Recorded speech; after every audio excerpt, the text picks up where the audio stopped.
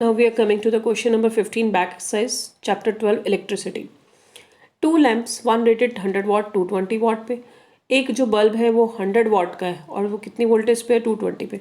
दूसरा बल्ब जो है 60 वाट का है, वो कितनी वोल्टेज पे है 220 वोल्ट पे, और दोनों को पैरेलल में कनेक्ट कर लिया। बताओ उन दोनों में करंट कितने होंगे अगर सप्लाई भी 220 वोल्ट की हो। तो पहले की पावर 100 वाट है, दूसरे की 60 वाट है, दोनों की पावर टोटल कर ली 100 + 60 160 वाट।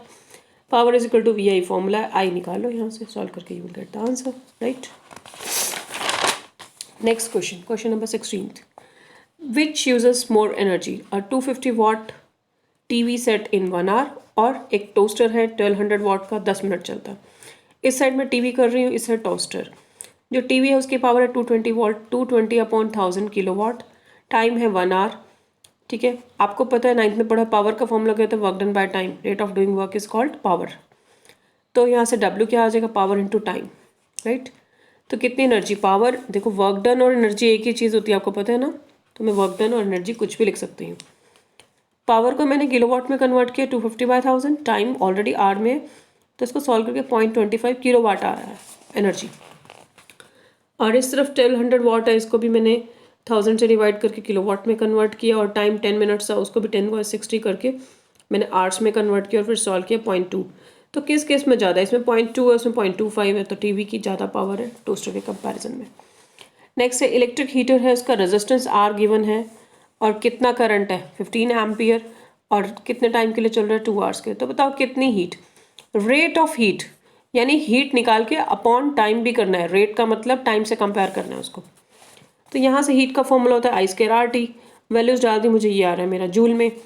तो रेट ऑफ हीट क्या होता है, H/T, I²RT/T, T से T कैंसिल, तो यहाँ पे कर लो कैंसिल, चाहिए यहाँ फॉर्मूले में ही कर लो, तो आपका आंसर आ गया 1800 वाट, राइट।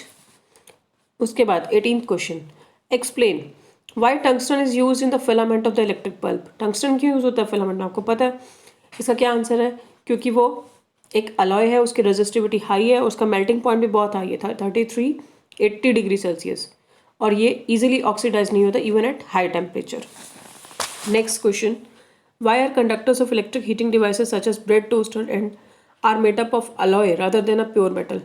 ये क्वेश्चन मैं आपको पहले भी करवा चुकी हूँ, सेम रीज़न है इसका, इनकी हाई रेजिस्टिविटी होती है, और दूसरा इवन ये ऑक्सीडाइज नहीं होते हाई टेम्परेचर पे भी, ठीक। Why series arrangement not use in domestic circuit.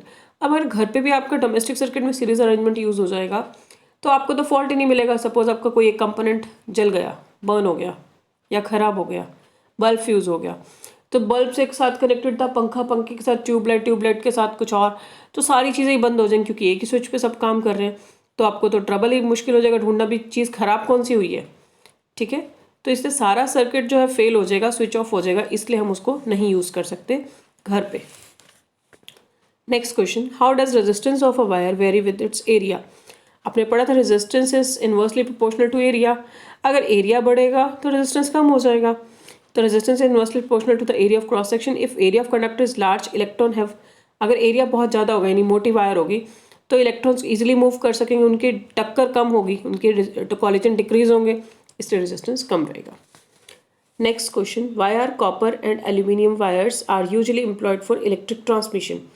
Electric transmission मैंने आपको पहले ही बताया था कि जैसे खंबे पे आपकी जो तारें हैं कहाँ से आ रही है, आपके पास नियर बाय ग्रिड कहाँ है, मेरी तो 32 सेक्टर में है, आपकी पता नहीं कहाँ पर है, तो 32 सेक्टर से यहाँ तक वायर से कैसे करंट आ रहा है मेरे घर तक, इलेक्ट्रिक ट्रांसमिशन के थ्रू। कौन सी वायर्स लगी होती हैं सारी, ये वाली एल्यूमिनियम की लगी होती हैं या फिर कॉपर की। तो एल्यूमिनियम और कॉपर ही क्यों यूज़ करते हैं, क्योंकि गुड कंडक्टर है इलेक्ट्रिसिटी का, और दूसरी चीज़ क्या है, इनका रेजिस्टेंस बहुत लेस होता है, यानी इनको करंट को कोई रोकता नहीं है, रोकने वाली जो एबिलिटी है वो कम हो जाती है। रेजिस्टेंस मीन्स करंट को रोकना, तो इनका लेस रेजिस्टेंस है, ये गुड कंडक्टर है, इसलिए इनको ही यूज़ किया जाता है इलेक्ट्रिक ट्रांसमिशन में। Now here the chapter is getting over, okay, NCERT problems are solved out.